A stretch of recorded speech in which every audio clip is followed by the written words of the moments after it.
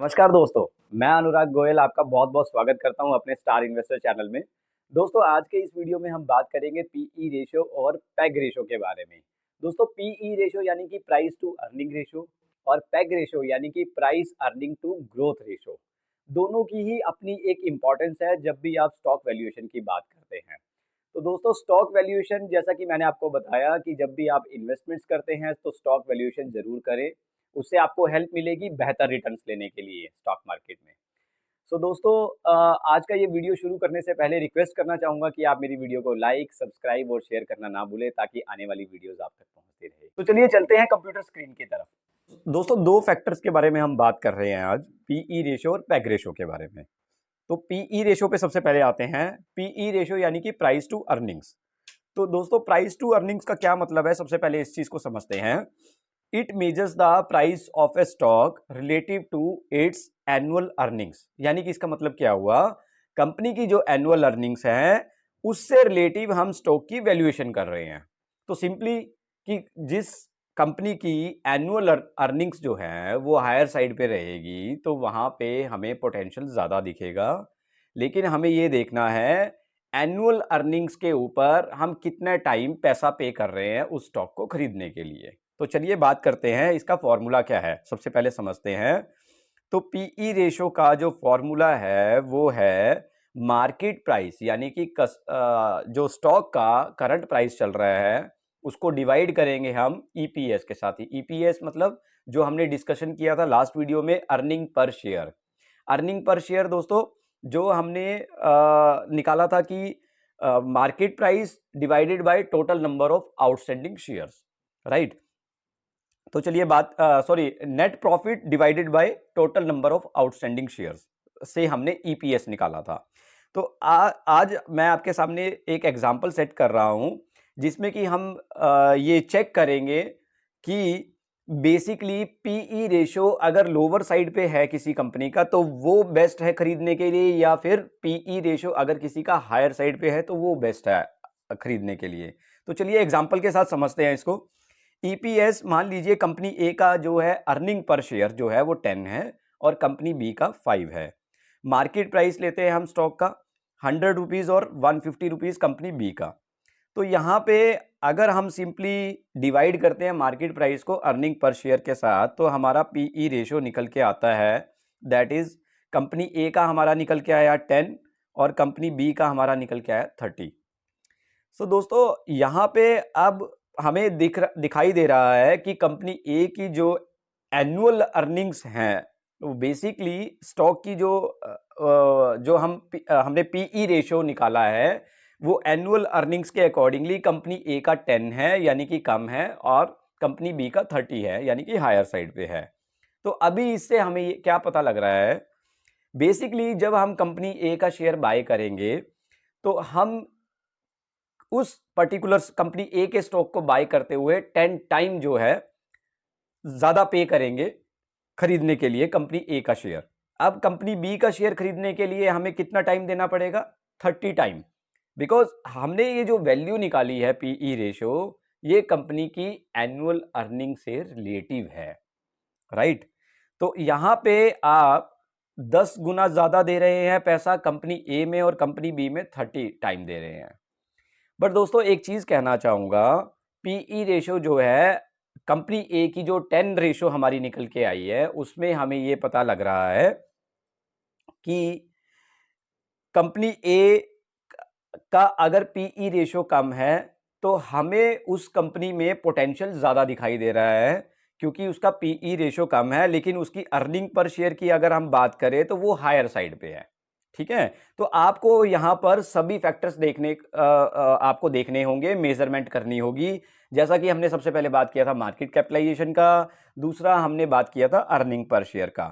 तो इन दोनों फैक्टर के साथ आप जब पीई रेशियो का फैक्टर रखेंगे तो आप जब मेजरमेंट करेंगे कि अर्निंग पर शेयर जो है कंपनी ए का 10 और कंपनी बी का जबकि लोअर साइड पे था 5, तो पीई रेशियो जो है कंपनी ए का 10 निकल के आ रहा है जो कि एक हमारे लिए पॉजिटिव सिग्नल है कि उस कंपनी को का स्टॉक खरीदने के लिए हम सिर्फ 10 टाइम पैसा दे रहे हैं जबकि कंपनी बी में हमें वो 30 टाइम देना होगा।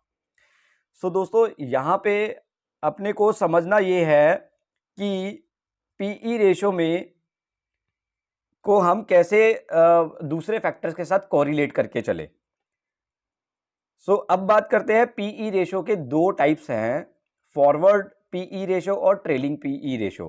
फॉरवर्ड पीई रेशो का मतलब है कि future earnings of a company कैसी रहेगी, राइट। तो और जबकि ट्रेलिंग पीई रेशो का मतलब है कि पिछले 12 महीनों की जो कंपनी की अर्निंग्स है वो कैसी रही। तो जब भी आपको फ्यूचर अर्निंग्स चेक करनी है तो उसके लिए आपको फॉरवर्ड पीई रेशो निकालना पड़ेगा, और अगर आप कंपनी का पास्ट परफॉर्मेंस देखना चाहते हैं या पास्ट ग्रोथ रेशो देखना चाहते हैं तो उसके लिए आपको ट्रेलिंग पीई रेशो पे जाना होगा।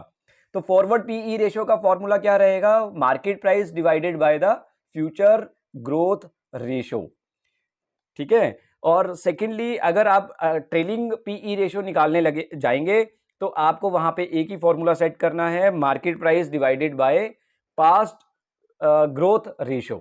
तो यानी कि पास्ट अर्निंग पर शेयर अगर आपको निकालना होगा, और ऐसे ही फॉरवर्ड में अगर आप जाएंगे तो फ्यूचर अर्निंग पर शेयर आपको निकालना होगा। तो उसी के जो है तभी आप जो है फॉरवर्ड पीई रेशो और अर्निंग ट्रेलिंग पीई रेशो आप निकाल पाएंगे। तो चलिए चलते हैं नेक्स्ट पेग रेशो पे। पेग रेशो बेसिकली क्या है, प्राइस अर्निंग टू ग्रोथ।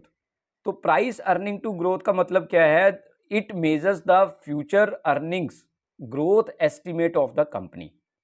जैसा कि नाम से ही पता लग रहा है कि ये मेजरमेंट कर रहा है पेग रेशो कि फ्यूचर अर्निंग्स ग्रोथ एस्टिमेट्स कैसा रहेगा कंपनी का, नॉट एग्जैक्टली। बेसिकली ये बता रहा है हमें कि फ्यूचर अर्निंग्स ग्रोथ एस्टिमेट्स, यानी कि एक आइडिया मिल जाएगा हमें कि इस कंपनी का फ्यूचर अर्निंग ग्रोथ कैसा है, कैसा रहेगा। तो पैग रेशो का भी उतना ही इंपॉर्टेंस है स्टॉक वैल्यूएशन में, बिकॉज जब भी आप लॉन्ग टर्म विजन के साथ इन्वेस्टमेंट्स करते हैं तो नेचुरली आपको फ्यूचर अर्निंग ग्रोथ जो है निकालना ज़रूरी हो जाता है किसी कंपनी का। उसी से आप स्टॉक की वैल्यूएशन सही मायने में पता लगा पाएंगे कि आने वाले वक्त टाइम में वो स्टॉक कैसा मोमेंटम कर सकता है या कंपनी कितना सॉलिड है। तो बात करते हैं इसका फॉर्मूला क्या है पेग रेशो का, पीई रेशो, यानी कि PE ratio divided by earnings growth rate. तो अर्निंग्स ग्रोथ रेट से आपको डिवाइड करना होगा पीई रेशो को, तभी आप पेग रेशो यहां पे निकाल पाएंगे। तो अर्निंग्स ग्रोथ रेट कैसे लेके आएंगे आप, अर्निंग्स ग्रोथ रेट जो है या तो आप चेक करेंगे पास्ट ग्रोथ रेट या फिर आप जो है एक आइडिया अर्निंग्स ग्रोथ रेट लेके चलेंगे। ये आपको कंपनी की वेबसाइट पे भी मिल जाएगा। तो पीई रेशो अब हमने कंपनी ए की निकाली थी, कंपनी बी की भी हमने निकाली थी पीई रेशो। तो अब हम बात करते हैं, चलिए फॉर्मूला कैसे सेट होगा। तो सबसे पहले हम आते हैं पीई रेशो पे। तो कंपनी ए का पीई रेशो 10, कंपनी बी का 30। अर्निंग्स ग्रोथ रेट यहाँ पे हमने एस्टिमेट्स लिया है 5% और कंपनी बी ने ग्रोथ रेट दिखाया 30% का, ठीक है, और कंपनी ए ने दिखाया 5% का। तो हमने सिंपली उसको डिवाइड किया और हमारे पास पैग रेशो निकल के आ गई कंपनी की, प्राइस अर्निंग्स टू ग्रोथ। तो कंपनी ए का निकल के आया दोस्तों 2 और कंपनी बी का निकल के आया 1। तो अभी यहां पर अगर हम देखें कि कंपनी ए का पेग रेशो हायर साइड पे है, कंपनी बी का पेग रेशो लोअर साइड पे है, 1 है। लेकिन अगर हम देखें कि कंपनी बी का जो पीई रेशो था वो हायर साइड पे था, हमने डिस्कस किया था कि हमें 30 टाइम पैसा पे करना पड़ेगा कंपनी बी के स्टॉक को खरीदने के लिए। लेकिन अगर हम उसका पेग रेशो देखें कि कंपनी के जो ग्रोथ अर्निंग्स ग्रोथ है, प्राइस अर्निंग ग्रोथ जो है फ्यूचर, वो जो है हमें अच्छी लग रही है, और लेकिन वो अभी हमें दिख रहा है कि वो लोअर साइड पे है, जबकि उसकी पीई रेशो जो है वो हायर साइड पे है। पीई रेशो हायर साइड पे होना अच्छी बात है, उसमें कोई गलत बात नहीं है, वो एक पॉजिटिव सिग्नल ही है स्टॉक के लिए। लेकिन हम वहाँ पे पीई रेशो मेजरमेंट करते हुए हम सिंपली डिस्कस कर रहे थे कि पीई रेशो अगर लोअर साइड पे है, अर्निंग पर शेयर जो है स्टॉक का अगर हायर साइड पे है या लोअर साइड पे है, तो वो सभी फैक्टर्स हमें मेजरमेंट करके चलने पड़ेंगे। तो यहाँ पे हम सबसे पहले पकड़ते हैं कंपनी बी को, जिसका अर्निंग पर शेयर था 5, यानी कि लोअर साइड पे कंपनी ए से, market price 150 rupees, PE ratio 30, यानी कि हमने डिस्कस किया था कि 30 टाइम हमें ज़्यादा पैसा पे करना पड़ेगा। सो अर्निंग्स ग्रोथ रेट 30% और पैग रेशो इसका 1 निकल के आया है। तो यहाँ पे हमें सिंपली ये पता लग रहा है कि कंपनी बी नो डाउट ज़्यादा पैसा हमें पे करना पड़ेगा 30 टाइम, लेकिन उसका पैग रेशो जो है वो 1 है कंपनी बी के मुकाबले। तो यहाँ पे हमें फ्यूचर प्रोस्पेक्ट्स की बात करें तो कंपनी बी का ज़्यादा पॉजिटिव लग रहा है। तो नो डाउट स्टॉक महंगा है, लेकिन खरीदने के लिए बुरा नहीं है। तो महंगा स्टॉक है, लेकिन अगर उसका पैग रेशो, किसी भी स्टॉक का पैग रेशो अगर 1 या 1 से बिलो होता है तो वो पॉजिटिव होता है, बढ़िया रहेगा उसके फ्यूचर प्रोस्पेक्ट्स। वहाँ पे आपको प्रॉफिट पोटेंशियल जो है वो हायर साइड पे देखने को मिल सकता है।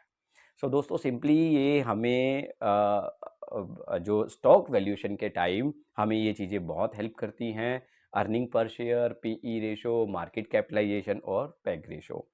तो दोस्तों, आज हमने बात की इस वीडियो में आपसे पीई रेशो और पैग रेशो के बारे में, और लास्ट हमने बात की थी मार्केट कैपिटलाइजेशन और अर्निंग पर शेयर के बारे में। तो दोस्तों, स्टॉक वैल्यूएशन में ये चारों ही फैक्टर बड़े इंपॉर्टेंट हैं। बहुत और भी फैक्टर ऐसे इंपॉर्टेंट है जो आपके साथ शेयर करने जरूरी हैं, आप तक पहुंचाने जरूरी हैं। तो नेक्स्ट वीडियो में हम बात करेंगे स्टॉक वैल्यूएशन के बारे में और 2 फैक्टर्स के बारे में, जिनसे आपको हेल्प मिलेगी एक बेहतर रिटर्न्स लेने के लिए स्टॉक मार्केट में। तो दोस्तों, आज के इस वीडियो के लिए मुझे आप इजाजत दीजिए। Thank you so much. धन्यवाद।